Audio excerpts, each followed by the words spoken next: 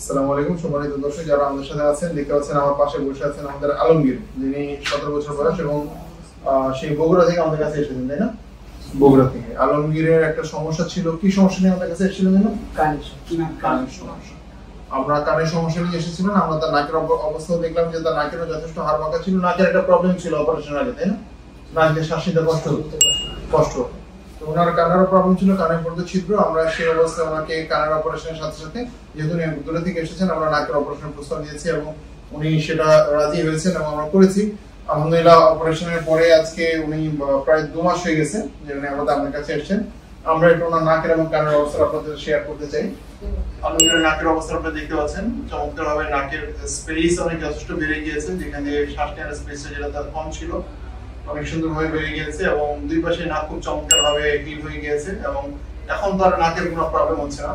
আমরা আলমগীরের আপনি বাম কানের অবস্থাটা দেখাচ্ছি। আমাদের অপারেশন করেছিলাম ডান কানে। আপনারা বাম কানের পর্দাটাকে দেখতে পাচ্ছেন, একদম নরমাল সিম্পল একটা পর্দা, যেটা খুব ভালো আছে, ভালো ছিল।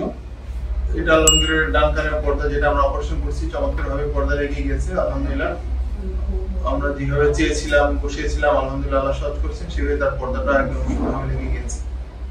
আমরা এখন আলমগীরের কাছে জানতে যাবো। ওনার শোনার বেশ ত্রুটি ছিল, উনি ওভার 60% তার শোনার 60 ডেসিবেল তার হিয়ারিং লস ছিল।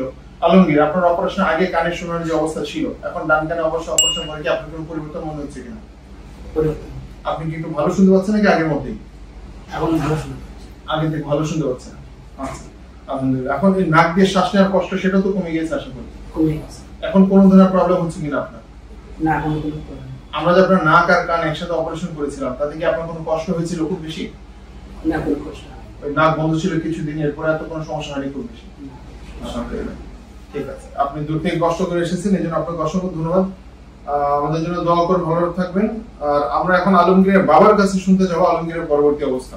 আপনারা দেখতে পাচ্ছেন আমাদের পাশে আছেন আলমগীরের বাবা। কি নাম আপনার রবি? হাফেজ আব্দুল মোমিন। হাফেজ আব্দুল মোমিন, মাশাআল্লাহ। উনি বাড়ি কোথায় আপনাদের? বগুড়াতে। বগুড়াতে, শিবগঞ্জ থানা। অনেক দূর থেকে ঢাকাতে কষ্ট করে আমাদের কাছে এসেছেন একটা আশা নিয়ে।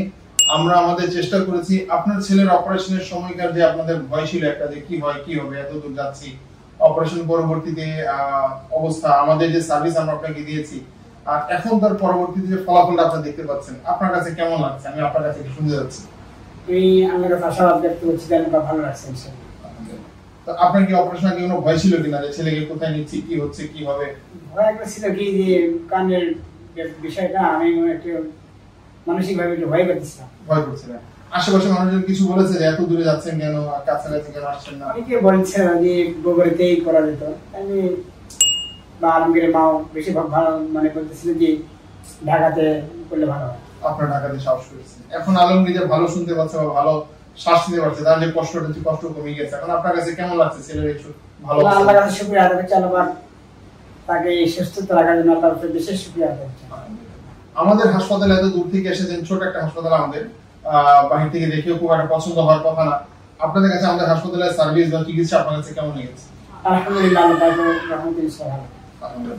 তো আমাদের জন্য কোনো, আমাদের দর্শক যারা দেখছেন তাদের জন্য কোনো উপদেশ আছে কিনা, যে কানের সমস্যা কি নাক কান গলার সমস্যার পেশেন্ট যারা আছেন, তারা কি আমাদের কাছে সার্ভিস নিতে আসতে পারেন দূর থেকে? জি, ইনশাআল্লাহ পারেন। আচ্ছা, আপনি তাদেরকে সাহস দিচ্ছেন? জি। আচ্ছা, আলহামদুলিল্লাহ। ঠিক আছে, আমাদের জন্য দোয়া করবেন, ভালো থাকবেন। বগুড়া থেকে আসছেন, আজকে সকালে জার্নি করে আসছেন না? জি। সেই সকালে বের হয়েছেন, এখন বিকেল 5টা 5:15 বাজে। আল্লাহ আপনাদেরকে সুস্থ রাখুক, ভালো থাকেন। আর যে কোনো সমস্যা প্রয়োজনে আমাদের সাথে যোগাযোগ করুন, আমাদের নাম্বার দেওয়া থাকবে। ঠিক আছে ইনশাআল্লাহ। আসসালামু আলাইকুম।